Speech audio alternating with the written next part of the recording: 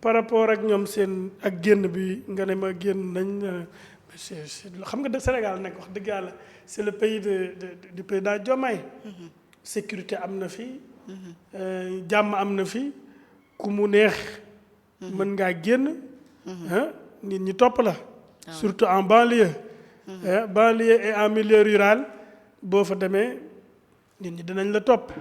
baromètre moi je crois pas que une masse bi la topp nekk un bon baromètre bu doon masse baromètre la le PS du daanu si la masse était un baromètre le PDS du daanu si la masse était un baromètre Amadou Ba n'aurait pas perdu les élections de 2024 du foofu c'est pas là ñi ko doon topp ñooñu y avait des curieux amoon na ñoo xam ne dañu ne xaaral ma xool kii wax njombe yi chaque jour ba xam nu mu mel ndax dafa gudd ndax dafa am yaram li ma koy seen ci télé bi est-ce que moom mooy dëgg parce que léeg-léeg moom heureusement aussi def na génn et c'est ça sur quoi vous devriez vous arrêter c'est que contrairement ak njombe bu mu wax Touba au moins waxu ko à la banlieue qu'il ait l'habitude de sortir le plus et de parler le moins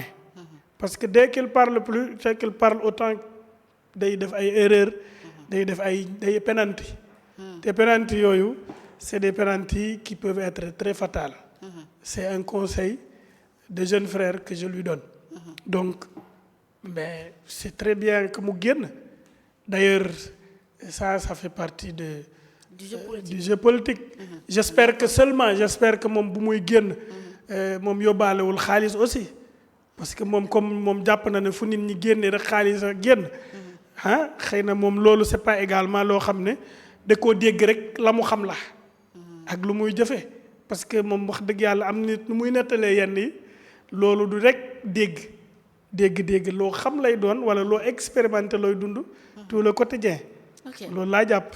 alors ci par rapport ak sortie yi muy def nañ ci ñëw justement taxaw ci li xew Touba parce que aussi quoi qu'on puisse dire mooy que ni du Touba kase mais wax ji ñu bëri métti na leen j'ai eu à discuter avec beaucoup de personnes yoo xamante ne si bokkuñu sax Touba amaana sax bokkuñu diine mais wax ji daf leen métti parce que je pense que vraiment yu mel noonu kenn waru koo yëkkati di ko teg ci am penc comme quoi que Touba dafa am xaalis bu bëri boo xamante ne si turooti na fa xaalis ba nag man la question que je pose ba léegi amaguma la réponse mooy que ni kan moo ko fa yóbbu ak kan lan ko jox ak ñan ñoo fa daan yóbbu xaalis bu njëkk ak ñan ko daan jox ba léegi nii et sur ça aussi ñi nga xam ni moom moo nekk les descendants de Serigne Touba bi porté nañ ko plainte mais alors est-ce que ces propos war nañ ko yëkkati di ko teg ci penc mi en tant que koo xamante ni si moo nekk deuxième personnalité de l'État. ñaaw na propos yu ñaaw la bu ko waxoon dëkk bu ne. même koñ bi ma dëkk fii Ndakaaru ñaaw na waxatuma la nag Touba.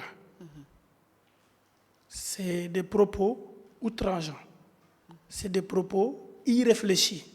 C'est des propos malheureux qui méritaient que moom mu génn excusez wu parce que li mu wax comme ni nga ko waxee kenn gisul xaalis kenn déggul xaalis xëy na moom peut-être moom xëy na moom moo ko fa indi ak sa fameuse caisse noire dégg nga donc vraiment c'est quelque chose qui est déplorable qui est indigne d'une personnalité comme lui de surcroît deuxième personnalité de notre nation donc loolu daal duma ci xuus sax lu bëri parce que man c'est à regretter et il faut faire le tout pour que message yu mel noonu ñu éviter ko on peut faire de la politique on peut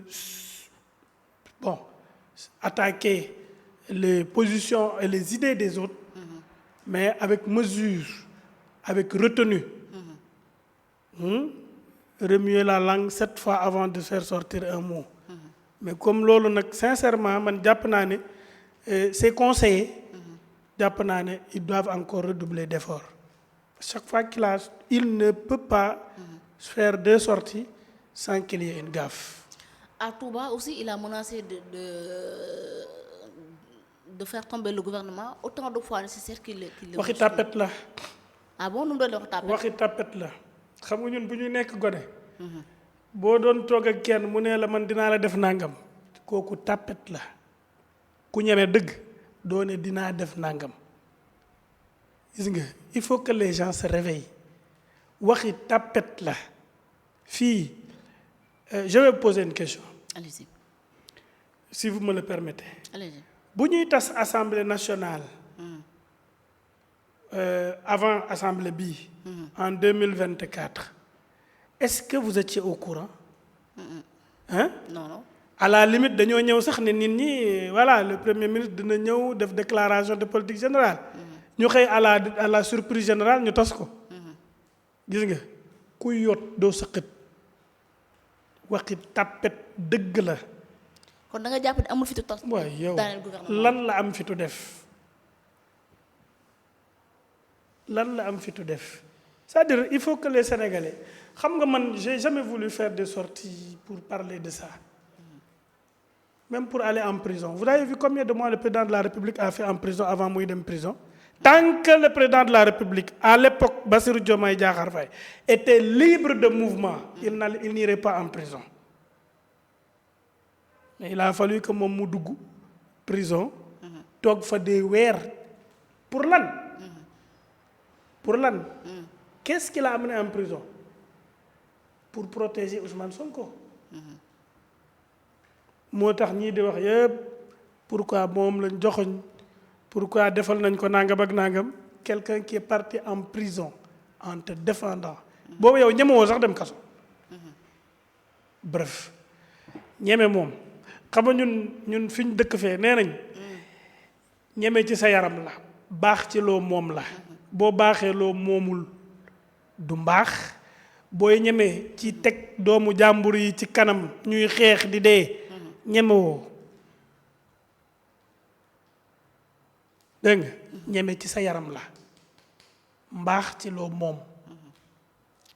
alors moom nee na président amul dara biir Pastef wax na ko amu fa dara en plus tamit moom nee na heure bu daan dem Touba fi la da Bassirou mos koo topp fee ko daan bàyyi daan dem Touba wala dem ci kër kilifa diine loolu aussi lan ngeen ci wax ci kàddu yooyu noonu. non kàddu yooyu kàddu yàqkat la kàddu ràmbaaj la kàddu je m'excuse bëgguma utiliser yenn mooy benn nee na Pastef moom fa dara yow tey weddi yow mën nga ko weddi loo gis tey loo gis lan moo xew c'est une ruée vers le président de la République c'est une ruée vers le président de la République d'abord tous les membres du gouvernement ne de son gouvernement d'alors demuñu ak moom mais aujourd'hui force est de constater au niveau national et international que il y a beaucoup de démissions de défections yoo xam ne bàyyi nañ ko avec ses idées à dormir debout pour se concentrer autour du président de la République pour la République et rien que la République loolu maintenant par rapport ak ay dem Touba ak nangam xam nga man dama la wax lenn man Ousmane Sonko man maa gën a xam le président de la République waaw man maa gën a xam moom. da nga jaar dafa umpale Diomaye ak lu ñu am parce que man benn dañoo jàngandoo te ba ñuy nekk gone xam nga l'enfant est tout naturel beneen ma xam fa mu dëkk mu xam fi ma dëkk ma xam ay waajuram mu xam samay waajur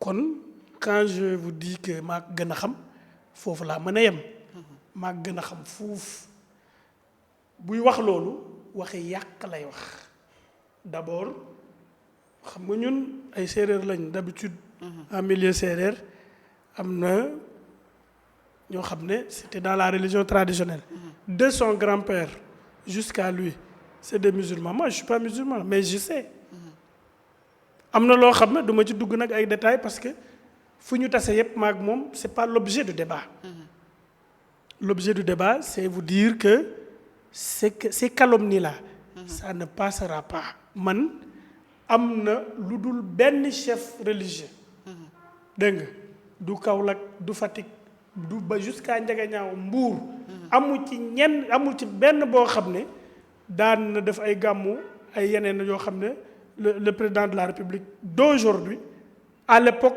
membre du PASTEF daaw fa woon dem yenn yi dama doon taseeg moom yenn yi ma koy dégg ci loolu parce que man je suis de Awalé dégg nga mais man je peux témoigner de ça parce que dama ko doon gis dama ko doon dégg donc bu toogee di wax loolu d'ailleurs loolu mooy li ma lay wax rek c'est-à-dire boo waxul loo war a wax waxi caaxaan ngay wax ba ma doon dem fii laa ko doon bàyyi mais foofu la koy bàyyi parce que moom ils pouvaient pas être tout le temps ensemble en fait la tête pensante d'alors du parti c'était Bassirou Diomaye Diakhar Faye à la limite moom bu xëyoon di dem Touba c'est lui qui organise de la logistique à ce qu'il va dire là-bas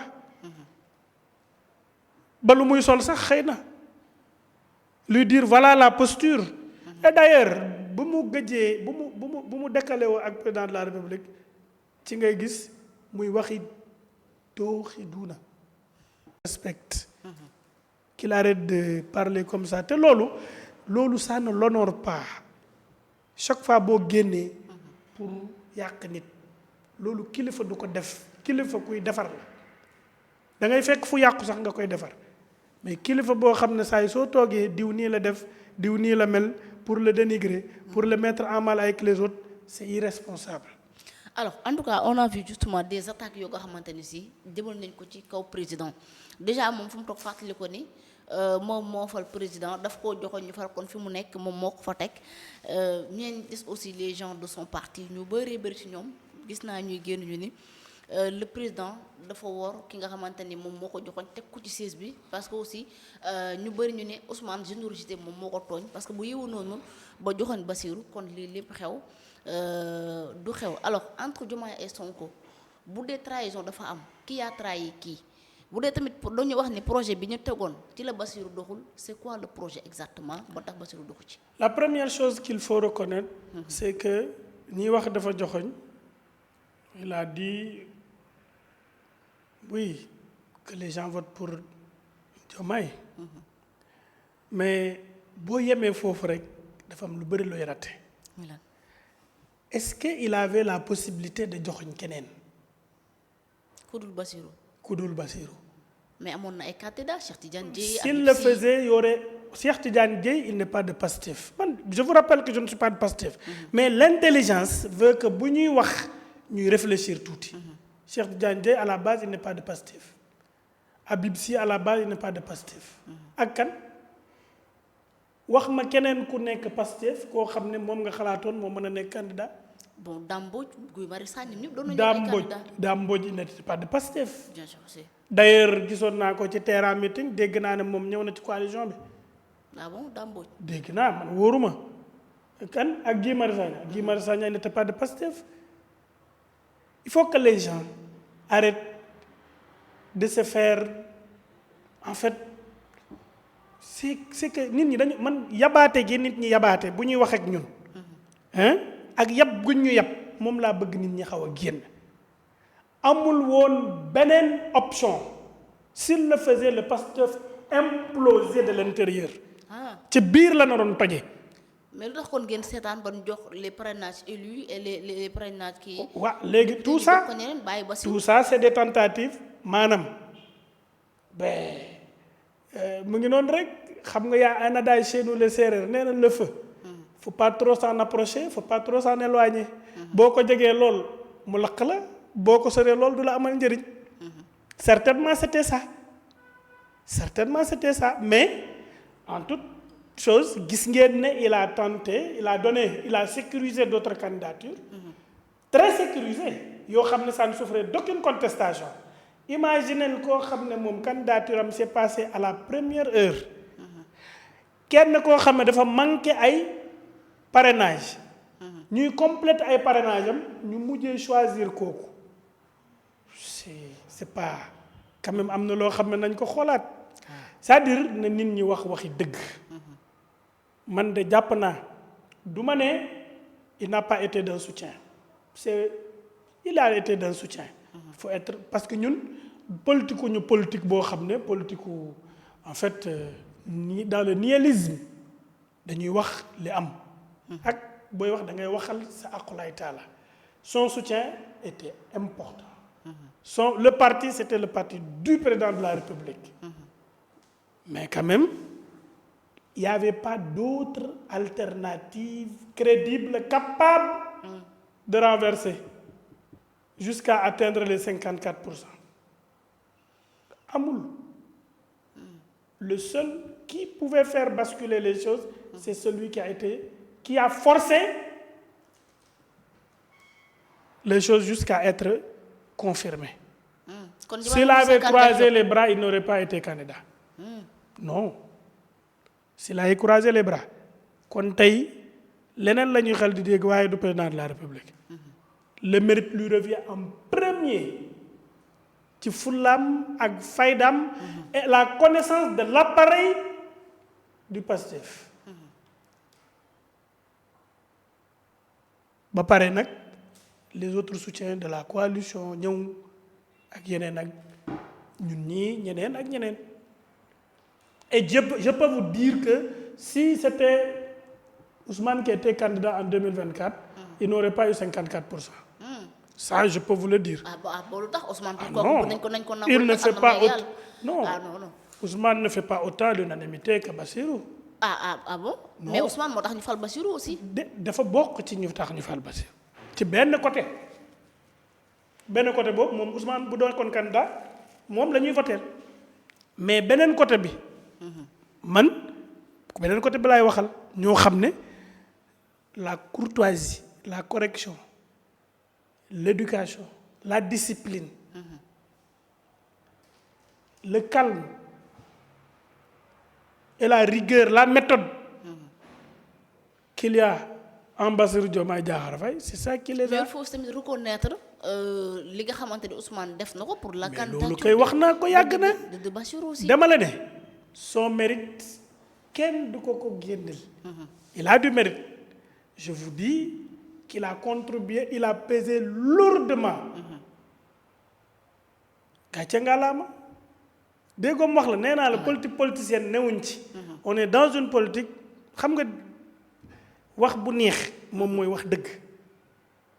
maintenant avant que ñun ñuy ñëw et les autres membres de la coalition dégg nga li ma la wax avant que moom d'abord avec son soutien mais et c'est le mais là moom nga bëggul a dégg xëy na bas bu bindoowul woon ni mu bindoo du moom la ñuy désigner c'est parce que sa personnalité moom ça a pesé. D'accord. Alors ñenn ñu aussi ñu bokk ci Pastef nee nañu président